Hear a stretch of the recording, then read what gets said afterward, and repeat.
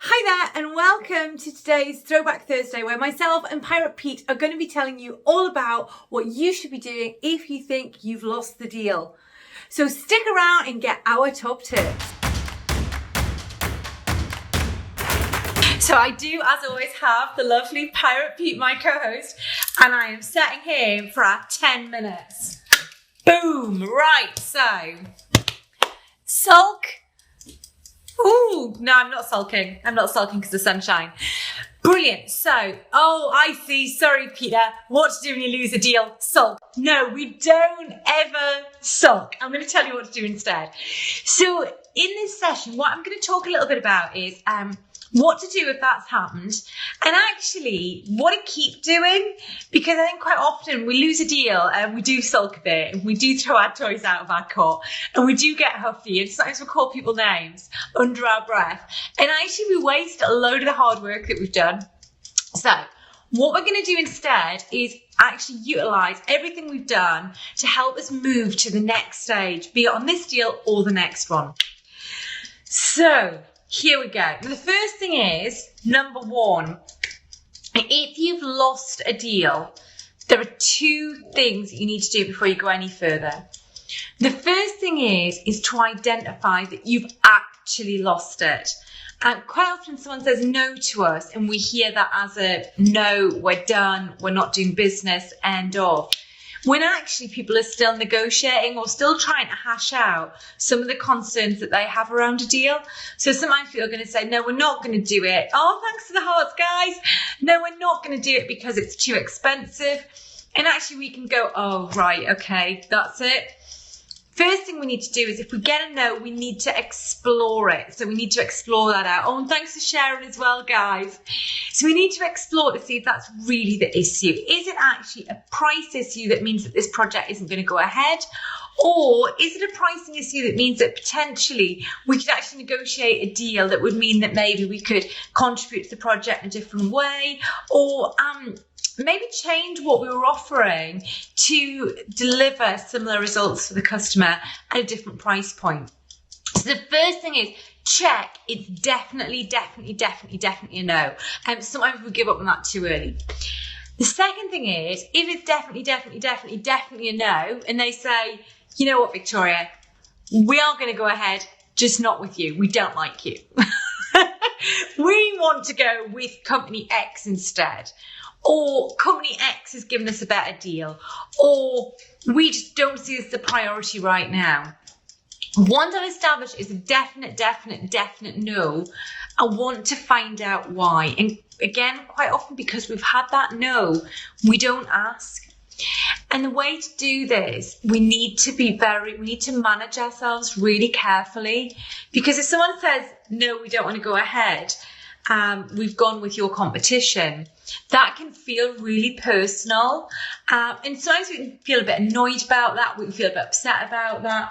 We might feel a little bit aggressive about it. Well, why are you going with them? Because actually I'm much better, or I was giving you a much better deal. You know what? We need to really park that. So the next thing we need to do is, if it's definitely no, point number two, we need to park those emotions.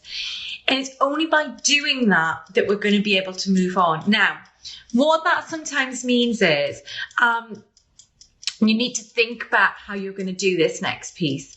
Because this next piece, it might not be appropriate to do if you're actually feeling really wound up, or you're feeling angry, or you're feeling upset. For this next part, you need to really get the customer to feel really open and really happy about sharing their reasons why with you. And if your back is up, if you're aggressive, anything like this, our body language is negative, they're not going to want to do that. So if that means that we actually take a little bit of time out, if it's on the phone, we say, oh, thanks so much for letting us know.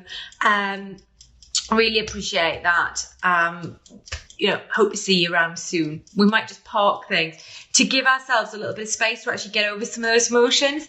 The other option might be that we might say, you know what, we're face to face, for example.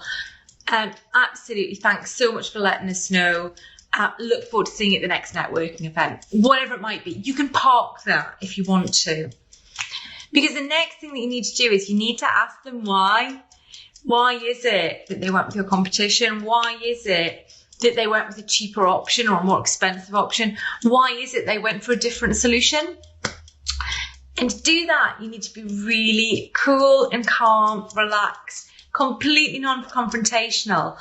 And actually, you have to be able to acknowledge that whether we think it was the right decision or not, because sometimes we have one view, it's what our customer feels is the right decision for them at this time. So, that's fine.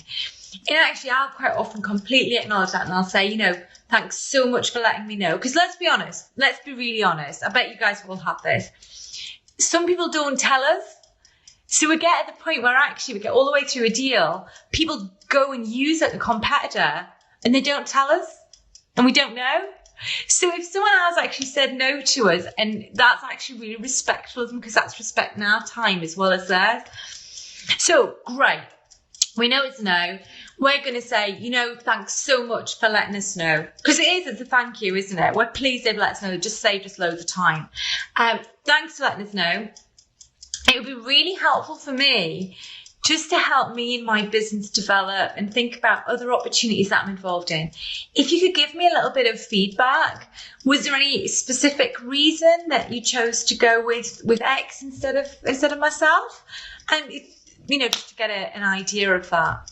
So what you can see is I'm being quite light. I'm trying to keep all the emotion out of it. I'm being very friendly in my tone and everything. But what I'm really asking is, why did you go with them? Or why did you do that? Or why did you choose this different solution? It's super important that we ask that question. And then it's super important that we sit back and we don't then start to objection handle. So they might go, well, we went with them because actually what we felt was their training offered ABC, which your training doesn't. Now, you might be thinking in your head, my training does offer ABC. Were you not listening? Anyone done this? Anyone? Is it just me? Of course, it happens to all of us. We sit there and we think, well, it does do that. It does do that. Yeah, heart me, because it's true. We think, well, it does do that. I can't believe you're saying that. At this point, we've lost the deal. What we need to now accept is our training might do exactly the same thing. It might offer exactly the same thing. We have made an error, and the error that we have made is that we haven't explained that clearly enough to the customer. So we really need to acknowledge, thank you so much for telling us that. It's really helpful for next time. And next thing is, I would always wish them well. So I'd always say, really hope that you have, that training goes really well for you.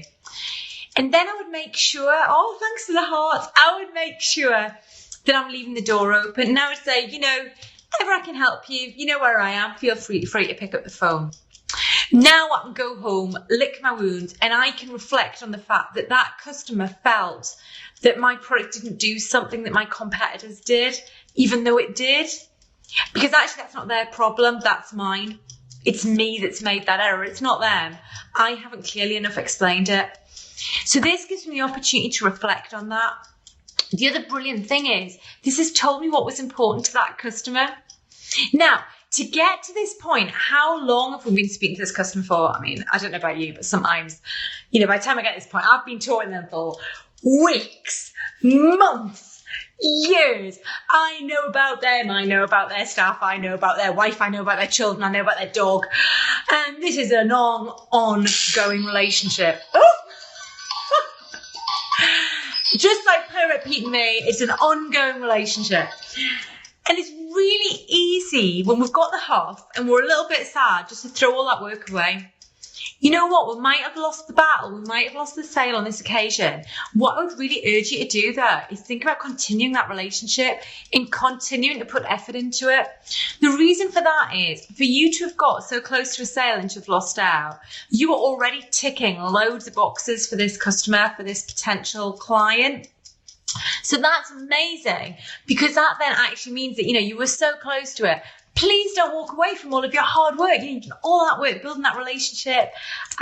So what we're going to do now is we're going to put them on our high love chart, our little love chart. Yeah, we're going to send them hearts as well.